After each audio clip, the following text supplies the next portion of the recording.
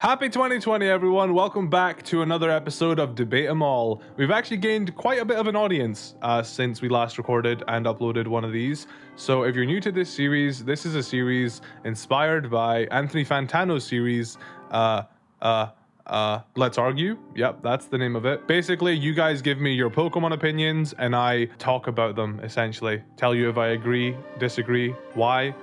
You guys really like this series, and it makes me really happy that you do, because it is one of my favorite series to record. It's just, there's only so many times I can hear Charizard is overrated as a hot take. Like, let's be real, there is only so many Pokemon hot takes that you can have. So I don't really have a schedule for this series. I kind of just release it, I guess, after a bit of new Pokemon news has come out, and we can discuss it here. So yeah, a lot has happened since we last recorded. Sword and Shield's dropped. DLC for Sword and Shield's been announced. Tam Tam's come out. We've got a lot to cover in this video. But of course, as you know, ad revenue in January sucks. So we have a sponsor today. This video is sponsored by Surfshark VPN. Now, I'm sure you hear a lot of other YouTubers talking about VPNs, and that's because they are genuinely something you should consider looking into having. And personally, Surfshark is the VPN I've been using before they even sponsored me. I found Surfshark to be the best bang for your buck VPN because for as little as $2 a month, you can get access to everything it has to offer, which is more than just a VPN. You also get access to Blind Search, which is an actual incognito mode, HackLock, which gives you real-time alerts when your passwords and emails are at risk of being hacked, Clean Web, which allows you to browse the internet without ads, trackers, malware, and phishing attempts, and finally Trust DNS, which allows you to access generic content securely, while also blocking ads and not logging your data. I personally don't have any crazy VPN stories besides using them to watch shows that are exclusive to other country streaming services, like Parks and Rec and House, which actually House became one of my favorite TV shows ever, and I even got a tattoo of it. So thanks, Surfshark, for allowing me to watch one of my favorite TV shows ever, and also for sponsoring this video. You can get 83% off Surfshark VPN, plus an extra 3 months free if you use the link I provided in the description, as well as using code HOOD at checkout. And once again, a big thank you to Surfshark for sponsoring me. And now, without further ado, I believe we should just get into the discussion. I took to Twitter, asked for some Pokemon opinions, and I screenshotted a bunch of them, and I'm just gonna spit off the top of the dome. So I hope you enjoyed the video. Remember to leave a like if you did, and feel free to let me know some of your Pokemon hot takes in the description, in the comments, because I might even make another one relatively soon. Maybe a week, maybe 2 weeks, maybe a year. There's no schedule for this series. And of course, we're starting off strong with this god-awful opinion from Brian here. Totodile is one of the worst starter lines in the game. You're telling me this guy? This is one of the worst? He's literally one of the best. I'll be honest, I'm not the biggest Feraligatr fan, but no, I refuse. He's so pleasant. He's so happy. He's like, that was a bit dry. He's like,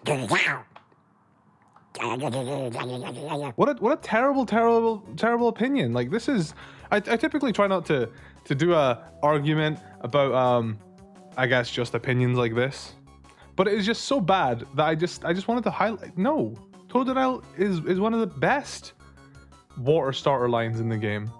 Easily top 3. The Y column is fine the way it is, people just need to get used to it. There are valid arguments to why it is worse than the Festival Plaza, but in my opinion, it fits the design of the game, with there being a Rotom phone, and the new Y column is basically Twitter for Pokemon trainers.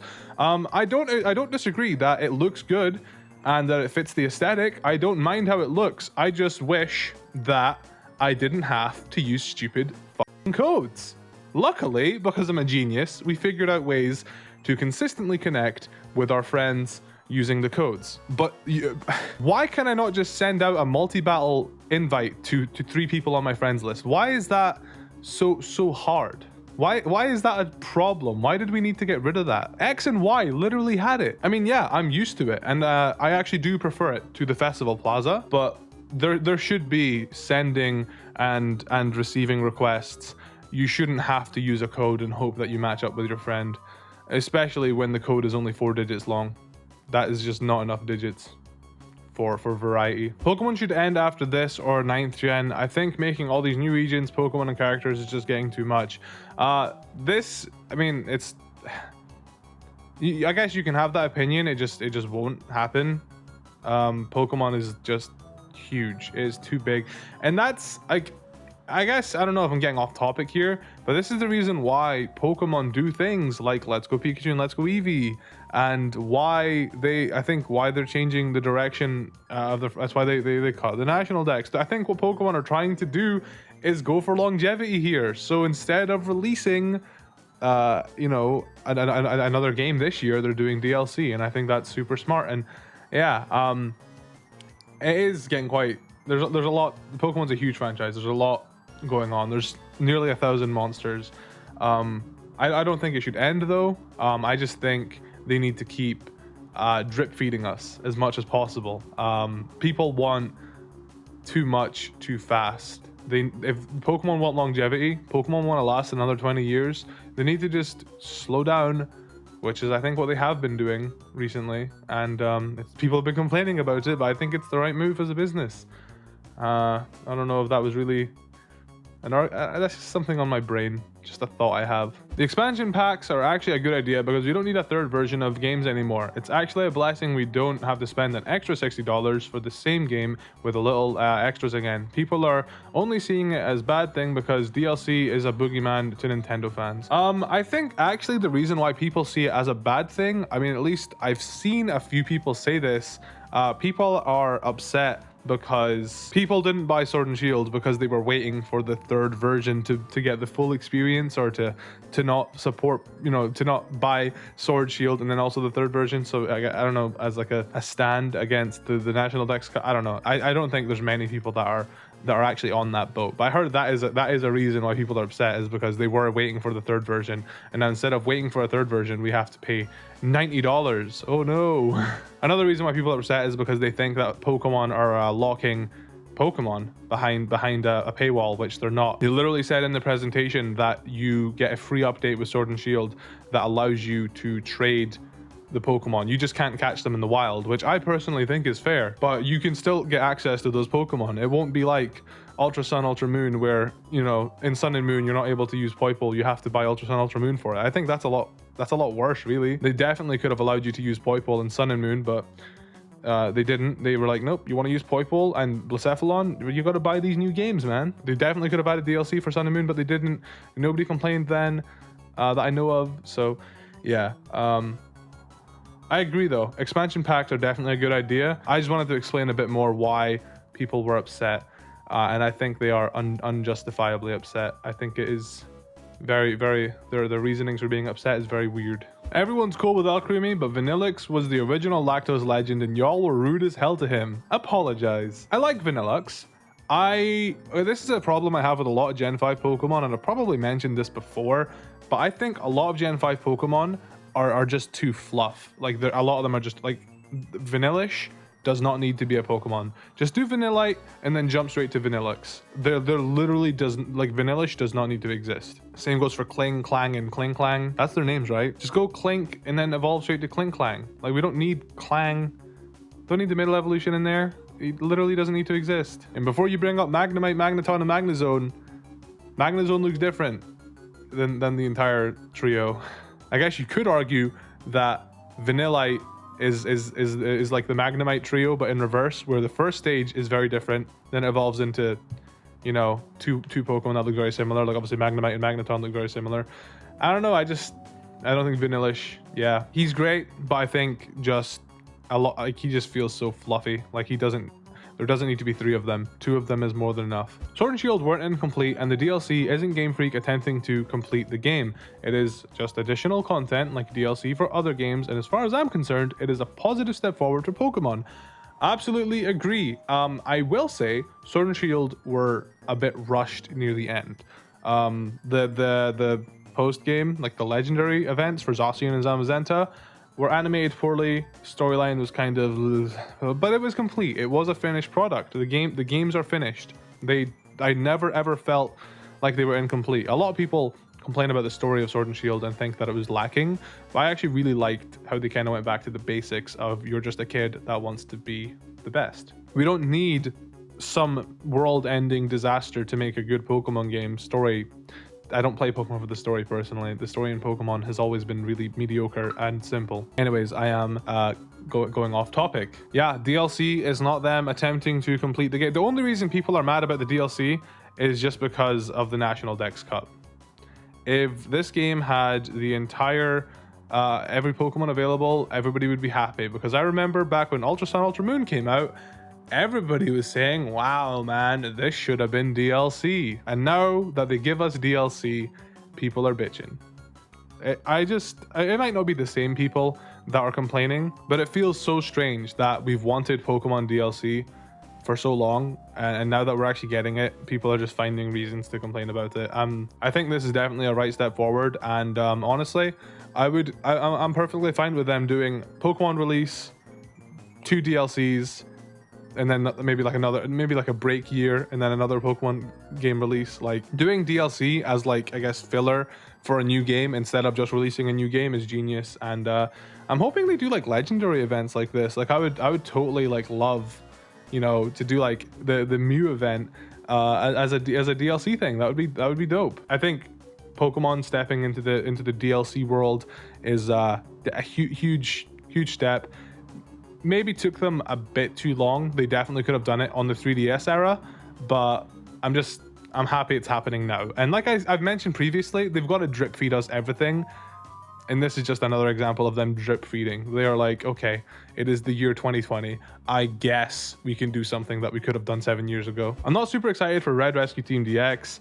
I love Super Mystery Dungeon, but Rescue Team Red and Blue never really interested in me. DX doesn't help much, though the enthusiasm from YouTubers like RTG Game and Alpharad has made me start to consider it more. It's small stuff like the art style, as unique and lovely as it is, I find it a bit off-putting to a degree. I'm getting a little tired of seeing the same old Pokemon models too. I would hope they would do something a bit different in Mystery Dungeon, maybe. I'm sure the remake will turn out great, though I may need some time to really think about this one. If the originals are uninteresting, how will these compare? If I by some chance play through these through DX, I at least hope to understand what makes people hype for these original 2 specifically. So Jared, personally, Red and Blue Mystery Dungeon, they are my absolute favorite, but I know that Sky is the best one. I really did like Super Mystery Dungeon also, but Sky is the best one. Super Mystery Dungeon, all right, so like here's a tier list of the Mystery Dungeon games: Sky, Red and Blue, then Super, and then Gates to Infinity.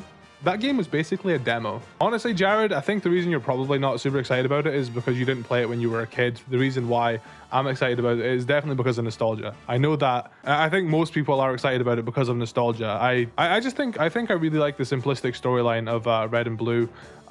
Graphically, I just love the sprite work of the game. And obviously, yeah, now we're in 3D, and the art style, it is charming. I don't really like how it looks like we are on a painting a lot of the time. Like, it looks like, I mean, I guess it's because we are. A lot of the time it does look like we're literally 3D models standing on top of a painting. And yeah, I get what you mean. It is a little bit off-putting, but I think, you know, playing the demo for an hour myself, I got used to it, and it wasn't too bad. As for the 3D model thing though, yeah, it's the same Pokemon models, and I mean, with 3D Pokemon models, the only thing I have to say is, like, what do people want them to do? Like, all you really can do to make the 3D models different is to stylize them. You like make them chibi or emphasize more features. There's a few things that you could do, but it's like, from a business perspective, is it worth them doing that for Mystery Dungeon? No, it's not worth them making, you know, brand new 3D models for all these Pokemon, because it is a side game that, let's be real, probably won't sell even a fraction as good as the main games. I'm sure that, like, this game to me just looks like a love letter to those Mystery Dungeon fans. I'm glad you're starting to see, you know, other people are enthusiastic about it. You're like, okay, maybe I'll give it a shot. Yeah, personally, I think the reason why you're just not excited for it is because you, by the sounds of it, you didn't play it when you were younger. Maybe you did. I don't know. For me, it's mainly just nostalgia, and I'm just excited to see one of my favorite games ever being remade and brought to the Nintendo Switch, which is one of my favorite consoles ever. But yeah, at the end of the day, you have to realize, I guess, this is just a side game.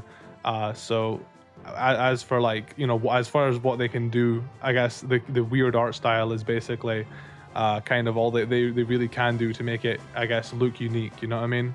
which I definitely prefer this art style to like something like Gates to Infinity and Super Mystery Dungeon. Like those games just looked very hollow.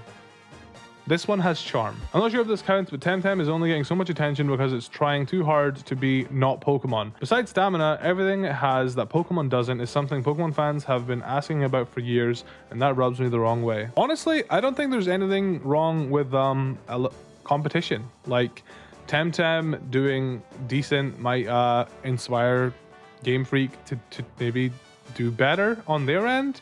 It might inspire Game Freak to maybe take some features and apply it to Pokemon. I don't know, man. Like, I totally can see why it would rub someone the wrong way.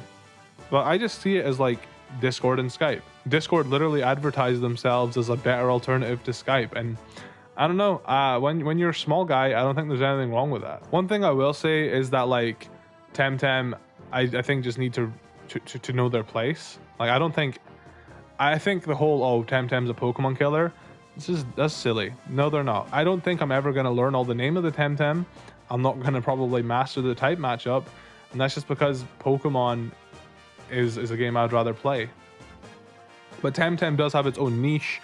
Like, for example, I know some people that want to play Pokemon, but they don't own a Nintendo Switch. So Tam Tam is a good alternative. Like, yeah, I'll just play my Pokemon on the PC. Tam Tam. I guess more opinions about Tam Tam. A lot of their monsters look like they are definitely literally the definition of it gets bigger.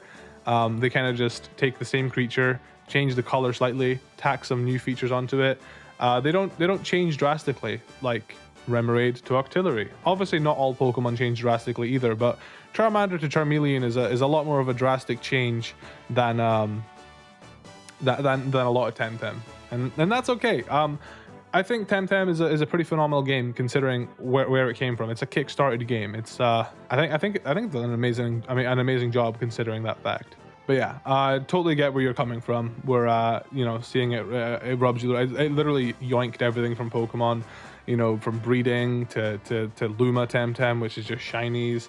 Like, it's, I don't know, like other monster hunting franchises or other monster catching franchises like Yokai Watch and Digimon, they're a lot more unique. Tam Tam is literally just like, let's do Pokemon but slightly different. So I don't know, I can definitely see why it would rub you the wrong way. Stamina is pretty much the only thing that they have going for them that's different, but I quite like it because I don't have to get angry at RNG. Remakes are just lazy money grabs. Do a sequel instead to that region, and Pokemon will change to the game when it comes to hyping up and going back to an old region. Man, like in a perfect world, yes. In a perfect world, going back to Sinnoh and just making Diamond and Pearl 2 or whatever would be much cooler. Absolutely. Or doing both, a remake and Diamond and Pearl 2. That would be awesome in a perfect world. But like I've mentioned multiple times throughout this video, they have to drip feed us everything if they want their franchise to last for another 20 years.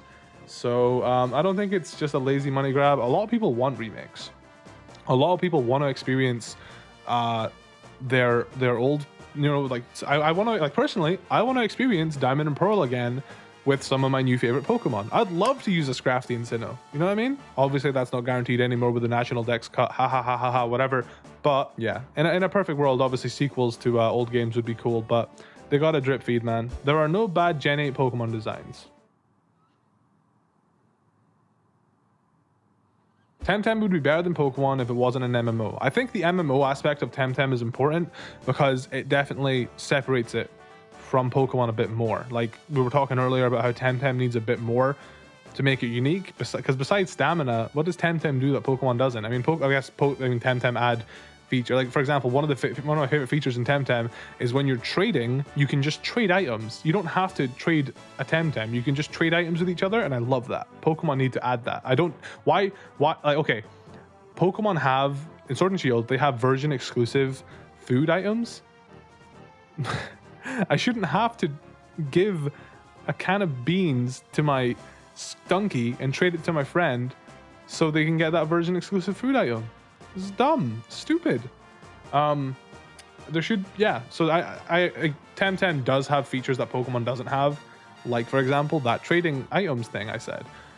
But I think the MMO aspect of it is important to separate it a bit more because, like, yeah, Pokemon doesn't, and Tam Tam doesn't have much else going for it that makes it unique.